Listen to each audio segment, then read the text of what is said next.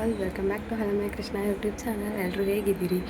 I hope ಎಲ್ಲರೂ ಚೆನ್ನಾಗಿದ್ದೀರಾ ಅಂತ ಅಂದ್ಕೊತೀನಿ. ಇನ್ನು ಯಾರೆಲ್ಲ ನನ್ನ ಚಾನಲ್ನ ಸಬ್ಸ್ಕ್ರೈಬ್ ಮಾಡದೆ ನೋಡ್ತಾಯಿದ್ರೆ ಪ್ಲೀಸ್ ಒಂದು ಸಬ್ಸ್ಕ್ರೈಬ್ ಮಾಡಿ. ಹಾಗೆ ವಿಡಿಯೋನ ಎಲ್ಲರೂ ಸ್ಕಿಪ್ ಮಾಡಿದೆ ನೋಡಿ. 4:59 ಆಗಿದೆ, ಮನೆಗೆ ಹೋಗೋ ಟೈಮು ಹೋಗೋಣ ಅಂತ ಅನ್ಕೋತೀನಿ. ಮತ್ತು ಇವತ್ತು ಯಾಕೋ ಗೊತ್ತಿಲ್ಲ, ಸುಮ್ಮನೆ ಹಂಗೆ ಕ್ವಿಕ್ಕಾಗಿ ವ್ಲಾಗ್ ಮಾಡಬೇಕು ಅನ್ನಿಸ್ತು, ಅದಕ್ಕಾಗಿ ಮಾಡ್ತಾಯಿದ್ದೀನಿ. ಆಫೀಸಿಂದ ಮುಗಿಸ್ಕೊಂಡು ಮನೆಗೆ ಹೋಗೋಣ. ಈಗ ಇಲ್ಲಿ ಮತ್ತು ನಂದು ಬಾಕ್ಸ್ ಎಲ್ಲ ಏನು ಮಧ್ಯಾಹ್ನ ಊಟ ಎಲ್ಲ ತೊಗೊಬಂದಿದ್ನಲ್ವ, ಅದನ್ನೆಲ್ಲ ಬಾಕ್ಸೆಲ್ಲ ಎತ್ತಿಟ್ಕೊತಾ ಇದ್ದೀನಿ. ಬಾಕ್ಸೆಲ್ಲ ಎತ್ತಿಟ್ಕೊಂಡು ಮತ್ತು ನಮ್ಮದು ಲಾಗೌಟ್ ಎಲ್ಲ ನಾವು ಮೊಬೈಲಲ್ಲೇ ಮಾಡೋದು, ಹಾಗಾಗಿ ಲಾಗೌಟ್ ಕೂಡ ಮಾಡಿಬಿಟ್ಟು ಹೋಗೋಣ ಅಂತಂದ್ಬಿಟ್ಟು ರೆಡಿ ಆಗ್ತಾಯಿದ್ದೀನಿ. ಎಷ್ಟೊಂದು ಸರಿ ಲಾಗಿನ್ ಮಾಡೋದೇ ಮರ್ತೋಗ್ಬಿಟ್ಟಿರ್ತೀನಿ. ಇವತ್ತು ಸುಮ್ಮನೆ ವ್ಲಾಗ್ ಮಾಡ್ತಾಯಿದ್ದೀನಲ್ಲ ಅಂತ ನೆನಪಿಟ್ಕೊಂಡು ಮಾಡಿದ್ದೀನಿ. ಕೊನೆಗೆ ಸಿಸ್ಟಮ್ ಎಲ್ಲ ಆಫ್ ಮಾಡಿಬಿಟ್ಟು ಹೊರಟೆ.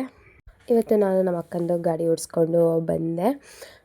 ನಾನೇ ಡ್ರೈವ್ ಮಾಡ್ಕೊಂಡ್ಬಂದೆ ಆಫೀಸಿಂದ ಪೆಟ್ರೋಲ್ ಬಂಕ್ವರೆಗೂ. ಮತ್ತು ಪೆಟ್ರೋಲೆಲ್ಲ ಹಾಕಿಸ್ಬಿಟ್ಟು ಆಮೇಲೆ ಅಕ್ಕ ಡ್ರೈವ್ ಮಾಡ್ಕೊಂಡ್ಬಂದರು.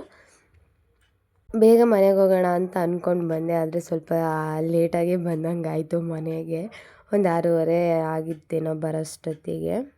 ಮತ್ತು ಅಕ್ಕ ನನಗೆ ಲಗ್ಗೆರೆ ಕ್ರಾಸ್ವರೆಗೂ ಬಿಟ್ಟರು. ಮತ್ತು ಅಕ್ಕಗೊಂದು ಬಾಯ್ ಹೇಳ್ಬಿಟ್ಟು ಅಕ್ಕನೂ ಹೋದರು, ಮತ್ತು ನಾನು ಬಂದೆ.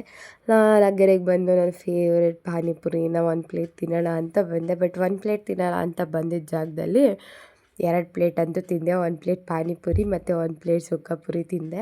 ಬಟ್ ಇಲ್ಲಿ ಅಂತೂ ನನಗೆ ಸಖತ್ತು ಇಷ್ಟ, ಟೇಸ್ಟು ಅಷ್ಟು ಚೆನ್ನಾಗಿ ಮಾಡ್ತಾರೆ. ನಮ್ಮ ಲಗ್ಗೆರೆ ಸರೌಂಡಿಂಗಲ್ಲೆಲ್ಲ ಇಲ್ಲಿ ತುಂಬ ಚೆನ್ನಾಗಿ ಮಾಡ್ತಾರೆ. ಲಗ್ಗೆರೆ SBI ಬ್ಯಾಂಕ್ ಆಪೋಸಿಟ್ಟು ತುಂಬ ಚೆನ್ನಾಗಿ ಮಾಡ್ತಾನೆ. ಅದಾದಮೇಲೆ ನಾನು ಸುಕ್ಕಪುರಿ ಎಲ್ಲ ತಿಂದುಬಿಟ್ಟು ಹೊರಟೆ. ಇವತ್ತಿನ ಸ್ನ್ಯಾಕ್ಸ್ ಪಾನಿಪುರಿ ಆಗಿತ್ತು. ಹೊರಟು ಮತ್ತು ನಂದು ಬ್ಯಾಗ್ ಯಾಕೋ ಸ್ವಲ್ಪ ಸ್ಟಿಚ್ ಬಿಟ್ಟೋಗಿತ್ತು, ಹಂಗಾಗಿ ಬ್ಯಾಗೂ ಸ್ಟಿಚ್ ಮಾಡಿಸ್ಬಿಡೋಣ ಒಂದೇ ಸರಿ ಅಂತಂದ್ಬಿಟ್ಟು, ಸದ್ಯಕ್ಕೆ ಹೊಸ ತೊಗೊಳ್ಳೋವರೆಗೂ ಇರಲಿ ಅಂತಂದ್ಬಿಟ್ಟು ಬ್ಯಾಗ್ ಕೂಡ ನೀಟಾಗಿ ಸ್ಟಿಚ್ ಮಾಡಿಸ್ಕೊಂಡೆ. ಆಂಟಿ ಬ್ಯಾಗ್ ಕೂಡ ಸ್ಟಿಚ್ ಮಾಡಿಕೊಟ್ರು. ಬ್ಯಾಗೆಲ್ಲ ಸ್ಟಿಚ್ ಆದಮೇಲೆ ಡೈರೆಕ್ಟು ಮಾರ್ಕೆಟ್ ಹತ್ರ ಹೋದೆ. ಮಾರ್ಕೆಟ್ಗೆ ಹೋಗಿ ಮನೆಗೆ ಬೇಕಾಗಿರೋ ಎಲ್ಲ ತರಕಾರಿಗಳನ್ನೂ ತೊಗೊಂಡೆ. ತರಕಾರಿ ಏನು ರೇಟ್ ಆಗಿದೆ ಅಂತಂದರೆ 2 kg 200 ರೂಪಾಯಿ ಆಗೋಯಿತು. ಮತ್ತು ಬೀನ್ಸ್ ಅಂತೂ ತುಂಬ ರೇಟ್ ಆಗಿದೆ. ಎಲ್ಲನೂ ತೊಗೊಂಡು ತರಕಾರಿಗೇ ಒಂದು 250 ಆಗೋಯಿತು. ನನಗೆ ಶಾಕ್ ಆಯಿತು, ಅಯ್ಯೋ ಇಷ್ಟೊಂದು ರೇಟ್ ಆಗೋಗೈತಾ ಅಂತ. ಅದೇ ಒಂದು 15 ಡೇಸ್ ಆಗಿತ್ತು ತರಕಾರಿ ಎಲ್ಲ ತೊಗೊಂಡು. ತುಂಬ ರೇಟ್ ಆಗೋಗಿದೆ ಮಾತ್ರ. ನಾವು ಮಟನು ಚಿಕನ್ ತೊಗೋಬೋದು, ಆದರೆ ಈ ತರಕಾರಿ ತಿನ್ನೋಕ್ಕಾಗಲ್ಲ ಅನ್ನಂಗೆ ಆಗಿದೆ. ಮನೆಗೆ ಬಂದು ಕುಕ್ಕಿಂಗ್ ಅಂತೂ ಶುರು ಮಾಡಿದೆ. ಇವತ್ತು ಕುಕ್ಕಿಂಗಿಗೆ ನಾಟಿ ಸ್ಟೈಲ್ ಎಗ್ ಕರಿ ಮಾಡೋಣ ಅಂತ ಮಾಡ್ತಾಯಿದ್ದೀನಿ. ಒಂದು 2 ಈರುಳ್ಳಿ, ಒಂದು ಸ್ವಲ್ಪ ಕೊತ್ತಂಬರಿ, ಸ್ವಲ್ಪ ಪುದೀನ, ಒಂದು 6ರಿಂದ 7 ಹಸಿರು ಮೆಣಸಿನ್ಕಾಯಿ, 1 ಇಂಚ್ ಶುಂಠಿ, 1 ಗೆಡ್ಡೆ ಬೆಳ್ಳುಳ್ಳಿ, ಮತ್ತು ಒಂದು ಸ್ವಲ್ಪ ಚಕ್ಕೆ, ಒಂದು 4-5 ಮೆಣಸಿನಕಾಳು, ಮತ್ತು ಲವಂಗ, ಒಂದು 2 ಟೊಮೊಟೊ ಕಡಿಮೆನೇ ಹಾಕ್ಕೊಳ್ಳಿ ಆದಷ್ಟು. ಅದಾದಮೇಲೆ ಎಲ್ಲನೂ ಒಟ್ಟಿಗೆ ಹಾಕಿ ಹಸಿದೇನೆ ರುಬ್ಕೋಬೇಕು, ನೀಟಾಗಿ ಫೈನ್ ಪೇಸ್ಟ್ ಮಾಡ್ಕೊಬೇಕು. ಇದ್ರ ಜೊತೆಗೆ ಹಸಿ ಕಾಯಿ ತುರಿನ ಒಂದು ಸ್ವಲ್ಪ ತೊಗೊಳ್ಳಿ, ತುಂಬ ಚೆನ್ನಾಗಿರುತ್ತೆ. ಕ್ವಿಕ್ಕಾಗಿ ಬೇಗ ಆಗಬೇಕು ಅನ್ನೋರು ಇದನ್ನು ಮಾಡ್ಕೊಬೋದು. ಮತ್ತು ನಾನ್ ವೆಜಿಟೇರಿಯನ್ ಕೆಲವೊಬ್ಬರು ಎಗ್ ಇಷ್ಟಪಡ್ತಾರಲ್ವ, ಎಗ್ ತಿಂತಾರಲ್ವ, ಅವರಿಗೆ ಒಂಥರ ಇಷ್ಟ ಆಗುತ್ತೆ ನಾಟಿ ಸ್ಟೈಲ್ ಎಗ್ ಕರಿ. ತುಂಬ ಚೆನ್ನಾಗಿರುತ್ತೆ. ಒಂದು ಸರಿ ಟ್ರೈ ಮಾಡಿ ನೋಡಿ, ರೆಸಿಪಿ ಹೇಗೆ ಬಂದಿತ್ತು ಅಂತ ನಂಗೆ ಕಮೆಂಟಲ್ಲಿ ತಿಳಿಸಿ. ಅದಾದಮೇಲೆ ಇಷ್ಟನ್ನು ಹಾಕ್ಕೊಂಡ್ಮೇಲೆ ಒಂದು 2 ಗ್ಲಾಸಷ್ಟು ನೀರನ್ನು ಹಾಕ್ಕೊಳ್ಳಿ. ನೀರನ್ನು ಹಾಕ್ಕೊಂಡು ನೀಟಾಗಿ ಫೈನ್ ಪೇಸ್ಟ್ ಮಾಡ್ಕೊಳ್ಳಿ. ಫುಲ್ಲೆಲ್ಲ ಸಾಫ್ಟಾಗಿ ಪೇಸ್ಟ್ ಆಗಬೇಕು.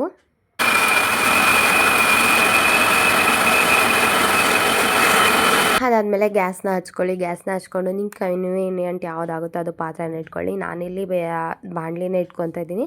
ಬಾಣಲಿ ಇಟ್ಕೊಂಡ್ರೆ ಬೆಟರು, ಯಾಕೆಂತಂದರೆ ಅದು ಮೊಟ್ಟೆ ಎಲ್ಲ ಹಾಕಿದಾಗ ನಾವು ತಿರ್ಗಿಸೋಕ್ಕೆಲ್ಲ ಸಪ್ರೇಟ್ ಹಾಕೋಕ್ಕೆಲ್ಲ ಒಂದು ಸ್ವಲ್ಪ ಈಸಿ ಆಗುತ್ತೆ. ಹಾಗಾಗಿ ನಾನು ಬಾಣಲಿನೇ ಇಟ್ಕೊಂಡಿದ್ದೀನಿ.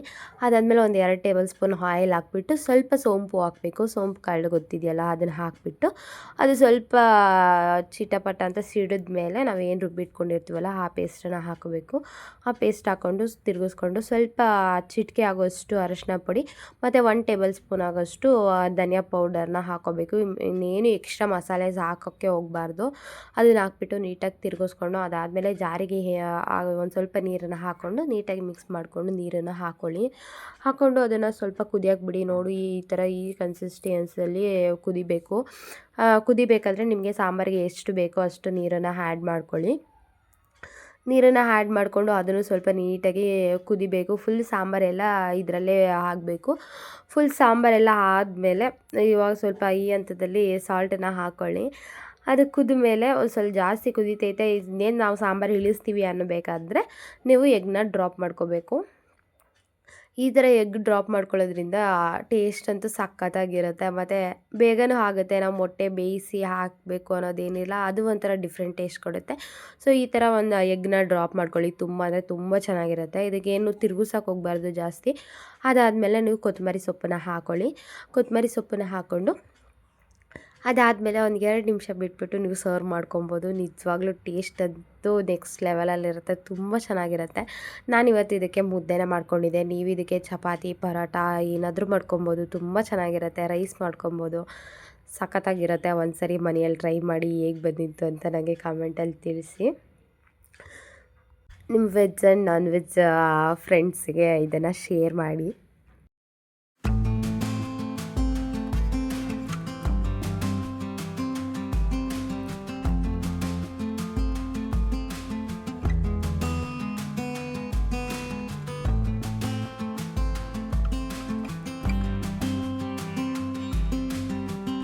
ಐ ಹೋಪ್ ಈ ವಿಡಿಯೋ ಎಲ್ರಿಗೂ ಇಷ್ಟ ಆಯಿತು ಅಂತ ಅನ್ಕೋತೀನಿ. ಇಷ್ಟ ಆಗಿದ್ರೆ ಪ್ಲೀಸ್ ಒಂದು ಲೈಕ್ ಮಾಡಿ, ಹಾಗೆ ಶೇರ್ ಮಾಡಿ.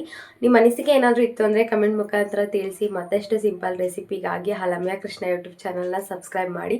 ಹಾಗೆ ನಿಮ್ಮ ಸಪೋರ್ಟ್ ಯಾವಾಗಲೂ ಹೀಗೆ ಇರಲಿ ಅಂತ ಕೇಳ್ಕೊತೀನಿ. Thank you all.